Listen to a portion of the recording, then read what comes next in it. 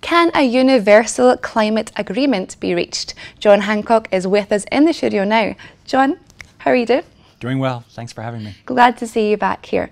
Now we're looking at the annual Global Climate Conference going for its 21st time in Paris next week or so. But what do you think, is there a better chance of success this time around? Well, as you know, in 2009, Copenhagen largely failed to achieve what they're trying to achieve in Paris, and it's not surprising. This is an enormously tough issue. It suffers from what I'd call three basic problems, three tragedies, if you will. There's the tragedy of the commons. You know, countries can tend to avoid or undermine their collective interest by rationally pursuing their individual interests, and in this case, the collective interest is the climate or the environment, but their individual interest is developing and growing their economies as fast as they can, and these two things don't mix.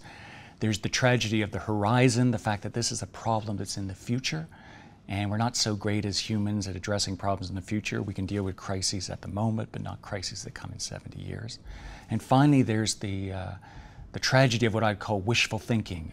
Just because you state a problem doesn't mean that the solution instantly or miraculously appears. And right now we're very good at stating the problem, but not very good at coming up with the practical solutions. Okay, so looking at some of the problems, what would you say are the main issues that are really at stake this time around? Well, one issue is just going to be mobilizing public support behind action. This is an issue which is going to require massive change, and it's going to require a certain amount of sacrifice, and you need public support for that. The good news is public support seems to be growing. This isn't a fringe issue anymore. 20 years ago it was. Now it's become more mainstream. I mean, when you have the United Nations, the IMF, the World Bank, the Pope all saying we've got to do something about this, it's become a mainstream issue. Another challenge is going to be to bring the private sector on side, because in the end this is an economic issue as much as an environmental issue, and there's also good news. I mean, I think a lot of private sector, a lot of companies have woken up that this is going to impact their bottom line. If this is true, that we are facing catastrophic environmental change in the medium to long term, that's going to hurt their profits, and there's increasing pressure from the private sector on governments to do something. And finally, another challenge is bridging the divide between developing and developed countries. I mean, in the past, this was always kind of a blame game. You know, developed countries saying, oh, we've got to do something about this, and developing countries saying, yeah, you created the problem, you pay for it, you do it. Now that's blurring. I mean, China is no longer a bit player. It's arguably the world's #1 emitter of carbon. No solution without China. And for all the small island states and the poor and developing countries, they're going to get hit hardest by this.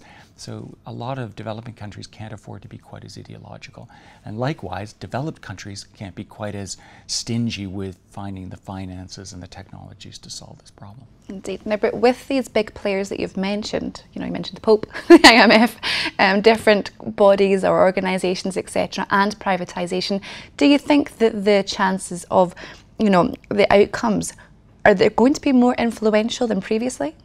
Well, you know, the UN tends to be an organization that likes targets. They like numbers. The Millennium Development Goals, we're going to cut world poverty by 2/3. We're going to educate women, double the education of women. We're going to cut aid by 50%. They love numbers. They invented listicles before the word listicles came along, and they're going to come out of this Paris conference, hopefully, with a target.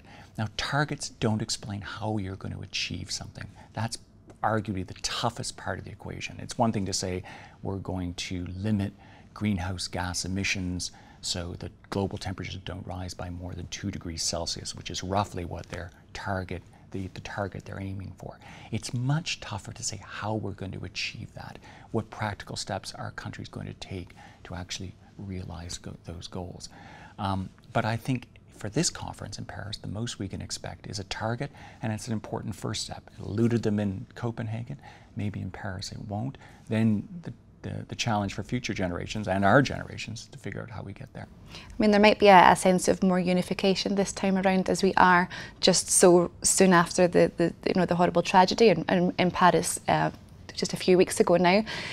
there has been calls not to put climate change back on the back burner because of these different issues which are now at the forefront. Do you think it can fall on deaf ears? Monica, that's an excellent point. And no, I don't think it is going to fall on deaf ears. It was an extraordinarily tragic event. And who wants to be reminded of these things in that way? But it did remind us to some extent that we're all in this together, whether it's terrorism or taxation or climate change. No one country can solve these issues on its own. You need to work collectively. We're going to need to work collectively to solve the problem of terrorism, and we're certainly going to have to work collectively to solve the problem of climate change.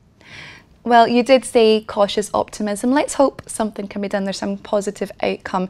Thank you so much for coming in and sharing your thoughts with us today, John. Thanks for having me. Thank you. Okay, well that's all from John and myself for the moment, but there's plenty more for you to watch on Dukascopy TV, so keep on clicking back. Goodbye.